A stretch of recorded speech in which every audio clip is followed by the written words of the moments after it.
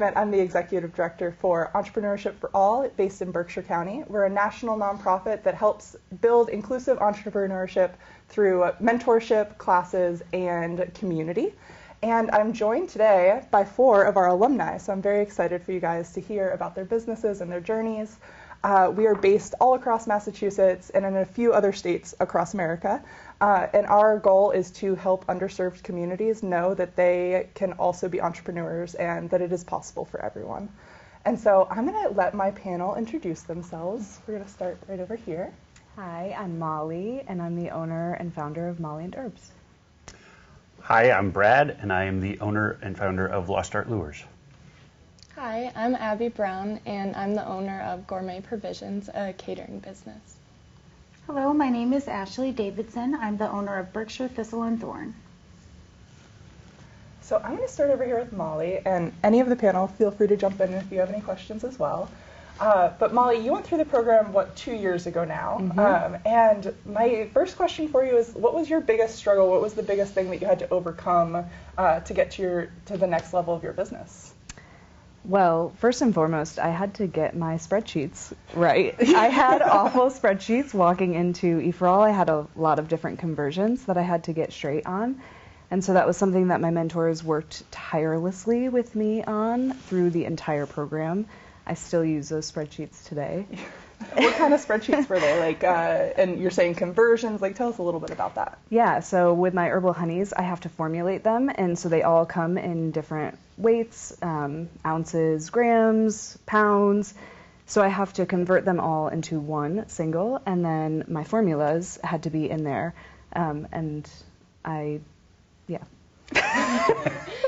so I'll talk a little bit about these spreadsheets that we make all of our people do. And it's the forecasting revenue spreadsheet. So we like to talk to our businesses about how they can increase their revenue. And so we look at different factors like how can you lower your costs? How can you, maybe you have to bring your rent down. Maybe you have to find a cheaper supplier. Maybe you need to raise prices. So are you short selling yourself? Do you need to take that from a $5 to a $15? And then another lever that they can pull to change their revenue path would be to increase production, increase sales. So, if you think you're only going to sell 100 this year, maybe you really need to be selling 500. So those are the things that we look at in the spreadsheet. And so, what were the kind of things that you found once you had that spreadsheet, straightened out? One of the things that I found was that I needed to take all of my products and narrow down into my best sellers. And since then, I've cut 75% of the things that I was making before because they really weren't making me money and they were just weighing me down. So, yeah. Okay. And so what's your biggest seller? Honey. Honey? Yep, herbal honey. Nice. What kind of herbs do you put in there? I do a lot of locally sourced herbs, so medicinal mushrooms that are in the area, medicinal roots that are in the area, and other various things. Very cool. Very cool. Thanks, Molly. Yeah. So next we're going to introduce Brad of Lost Art Lures. First we have a promotional video just to show a little bit behind the scenes about his business. Hello, my name's Brad Havill. I own Lost Art Lures. I build custom wood lures by hand, with some tools, and I build lures that are made in a classic style. So I look for lures and try to build lures that predate 1950. Generally, I build them out of cedar. And I got into building lures because I have a background in history and anthropology and archives, and I wanted to bring back lures that people don't see or use anymore. So that's sort of how I got started. I use cedar, which is a naturally water repellent wood, so that that helps with prolonging the life of the lure. And one of the things I really aimed to do when I started building lures out of wood is to get away from plastics and polluting waterways and try to be conservation minded as I was doing this. So it wasn't about just a quick thing. It was about working with the natural elements to spend time in nature. So how about we take a look at some of the lures that I build? So the process started a few years ago, and what you can see is there was a lot of trial and error that went into it. I had, I build lures that already existed that aren't being built anymore, and so I had to reverse engineer lures, and so I started by just turning lures on a lathe, trying to get a general shape, seeing what works, seeing what doesn't. There were a lot that didn't. And so once I got a shape that I liked, a style that I liked, then I built a template. So this allows me to build the same thing over and over and over again. And it takes a lot of the guesswork out of it. So that was the next step in the progression.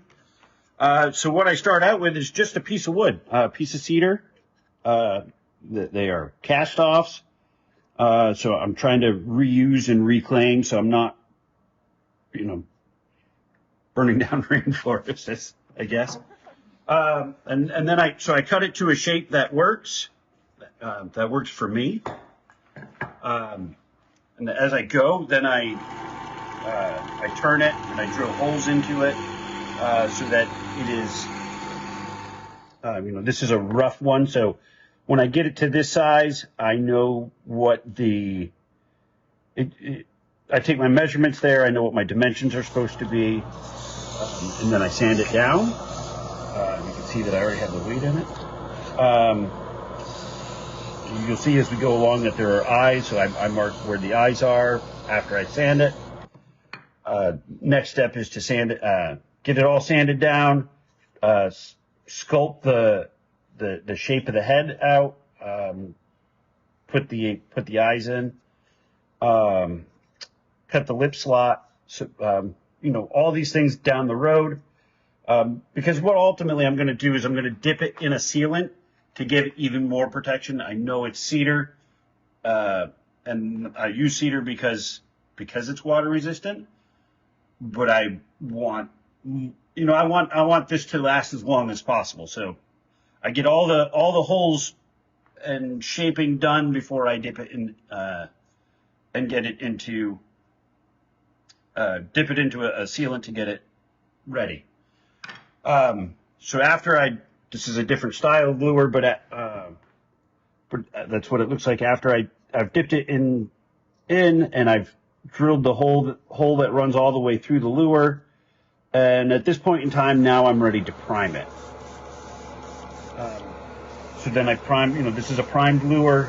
You can see that, it's just primed. I've tried to find any imperfections, because what I want it to look like is I want it to look as perfect as possible, as I just want it to look as perfect as possible. Who doesn't want a perfect lure?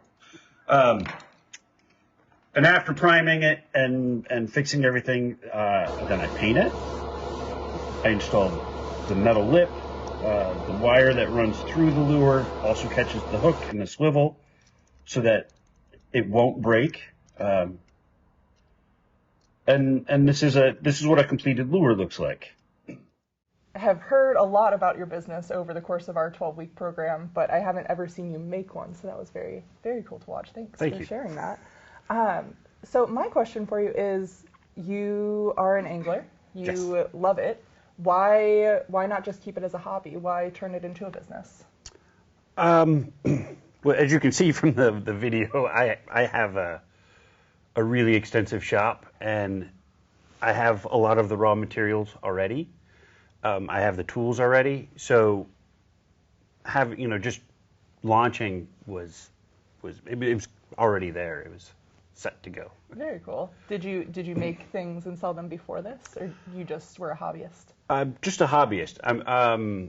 I've done a lot of other fishing related things. So I taught myself fly fishing and tying flies. I've built fishing rods in the past, and now I build lures. Would you expand out from lures and get back into fishing rods? Potentially. It's a different process. It's a different set of tools. Makes sense. But I am expanding into different types of lures as well. I've started doing some metal lures that Nice. also are, older styles from the 1930s and 40s. Very cool. How do you get the word out there about what you're doing? I go to trade expos. I go to craft fairs, and it's a lot of time on the streets.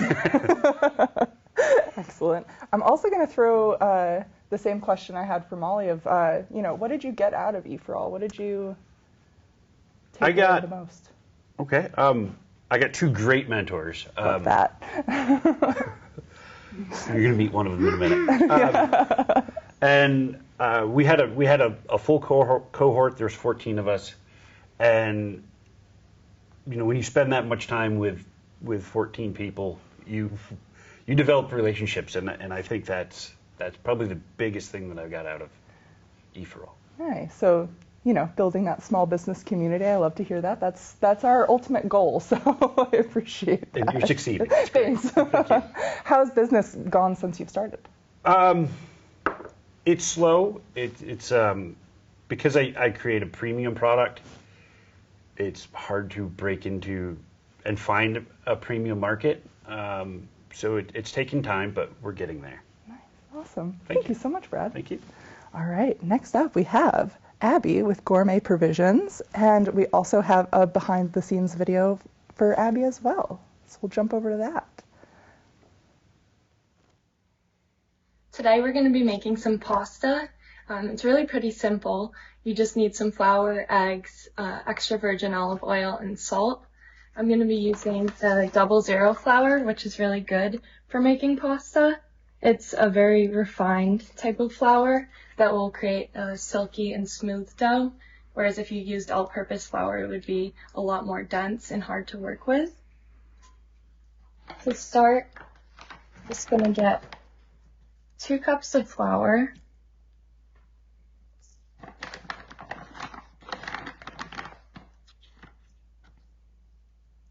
you can put it right on your counter, and then create a well in the middle of it. Then you can put your liquid ingredients into there.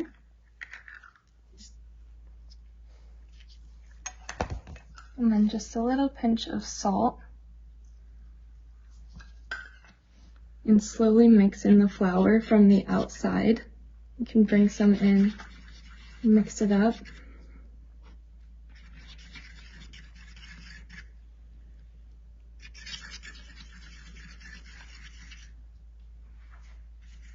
I think it's really nice to make things from scratch because it adds a little special touch instead of doing something like a box pasta.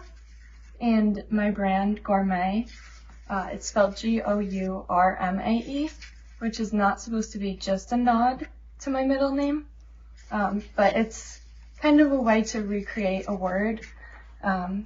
Typically, gourmet would refer to very high quality food and something prepared by a professional chef. So once this gets a little bit thicker, I'm going to start kneading it with my hands. There's a lot of trials and tribulations to cooking. It can be messy, it can be hard, but it's always going to be something that will be fun for you to do.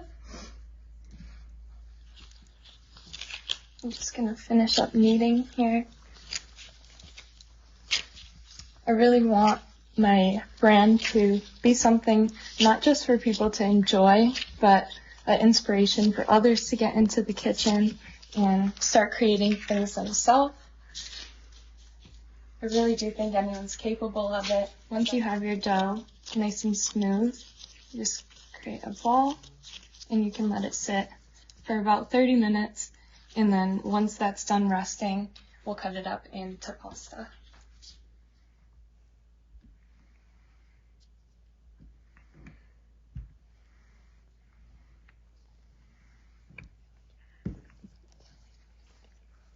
And you keep rolling the dough out until it's almost translucent, or you can see your hand through it, but it still has enough texture to it and thickness that it won't rip.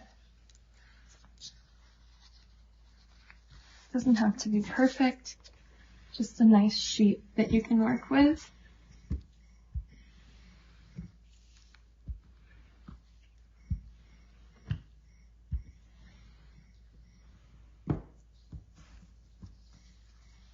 Something like that would be nice. Then you just want to make sure you have enough flour again, because now we're going to be folding the dough.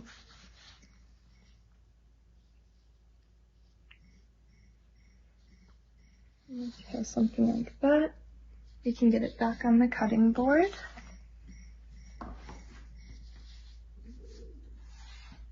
Cut out the end where there's a little extra. It's all going to come out the same size.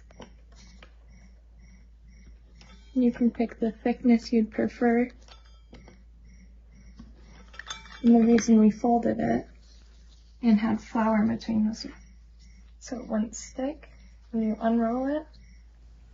And there you have pasta.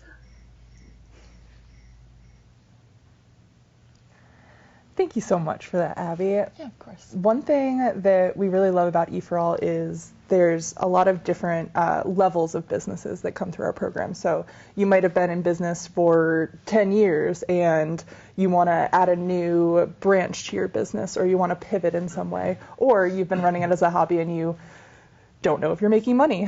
We can help with all of those things.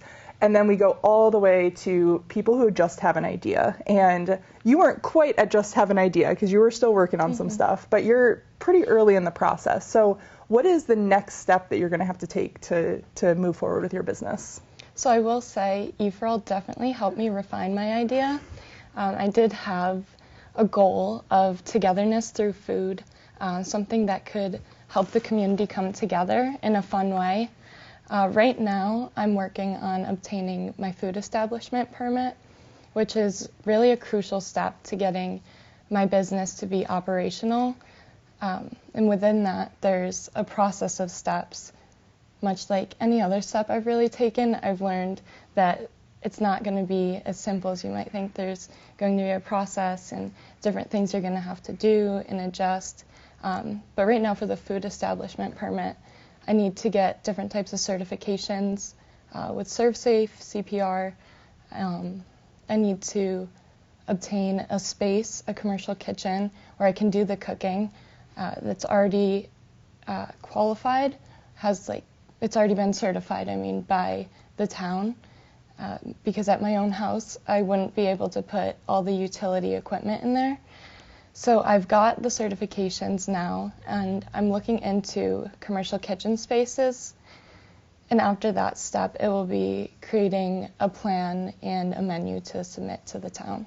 Awesome. So would people come to you to do the cooking classes? Would you be going to them with food that you've prepared? How is your business model set up? So I'd like to do both catering and cooking classes. So the catering, I'll have a website going where you can view the different items that I make and either submit messages or orders through there. Contact information like email or phone number if you want more details.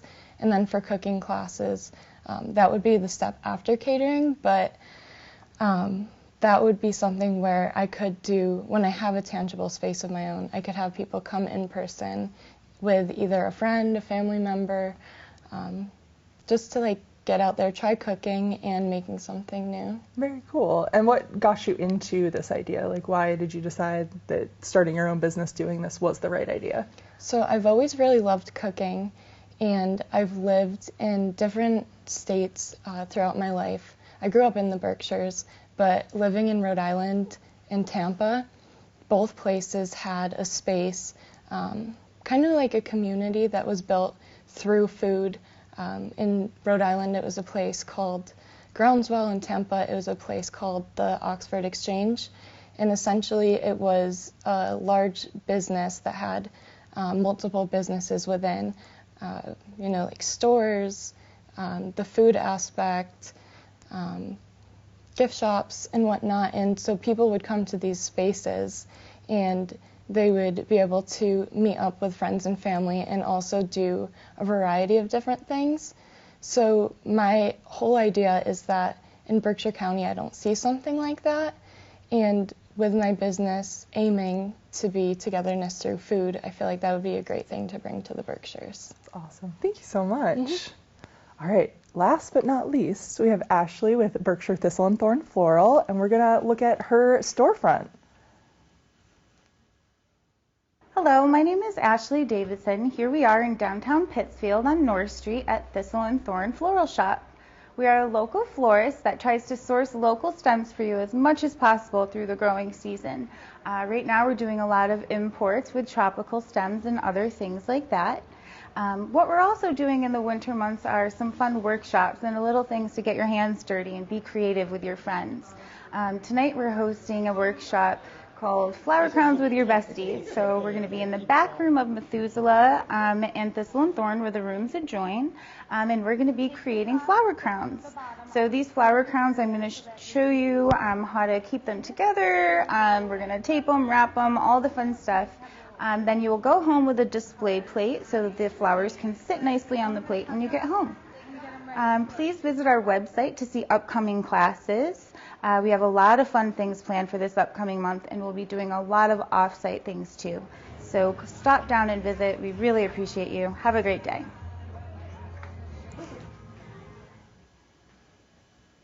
Awesome. Hi, Ashley. Hello. So you are our storefront owner, our storefront example for this panel. Could you tell us a little bit about what was it like opening a storefront in Berkshire County? Well, it took me a little bit to get there. I kind of stumbled across North Street, not really expecting to be there that long. It was supposed to be temporary. But now I'm going on, I don't know, almost 15 months or something like that. We celebrated a year, and I really love it. I love having Methuselah right next to me so we can do cocktails and mocktails while creating. It's one less thing I have to worry about, like a liquor license and stuff like that. So it's really nice to have that. And they muddle all their fruit and stuff like that, so it's really good. Another thing with the storefront is, in the back of your mind is is this going to work? Is this going to be, am I going to produce enough and make enough? And the answer is yes. I've been doing really great. So this past Valentine's Day, I did more than I did last Valentine's Day. I just keep doing that.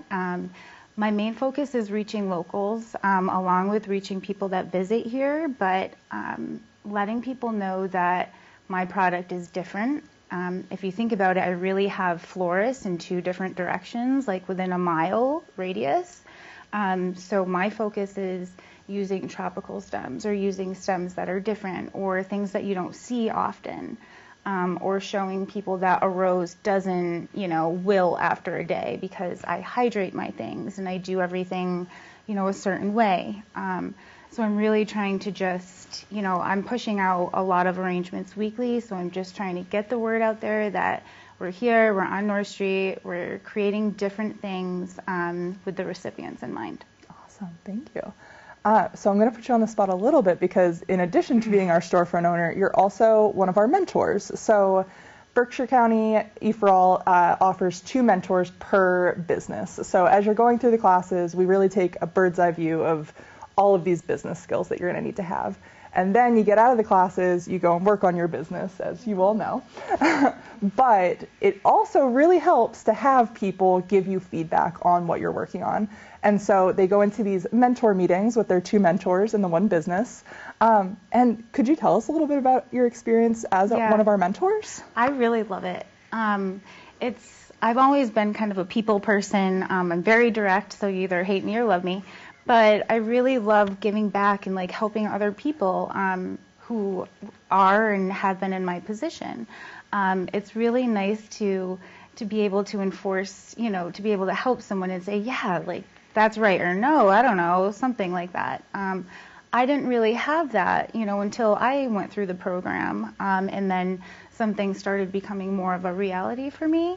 So for me, it's really great to give back and do that, and it's exciting to be paired up with someone new and see what their point of view is on things or not. And it's nice also to be paired with other mentors, which is also building in my connections within the community. So it's great. I love it. Thanks for doing that. I appreciate it. Molly was also one of our mentors. Can you tell us a little bit about your experience? I feel the same exact way. It's a really great way to build your community of people around you. We're all at different stages, but we all have so much to add into the pot. So it keeps it really interesting, especially as you continue on in your business. For me, it kind of honed me even helping somebody else, seeing somebody else I was working with, somebody who was also putting products on the table. And so to see him weave his way through markets and figuring out where his product would be best, it helped me to remember that I need to do that for myself, and helped hone me even more. I appreciate that. Thank you. I'm going to go through for a question for everybody now, and this is where we'll wrap up. But what's your favorite part about owning your own business? And we'll start with Molly again. Oh, gosh. I am a dreamer through and through, and so my favorite part of owning a business is being able to see a dream start there and turn into a reality, and then getting feedback on that is like the coolest thing ever. Thank you. Brett. Wow. Easy question. Very easy.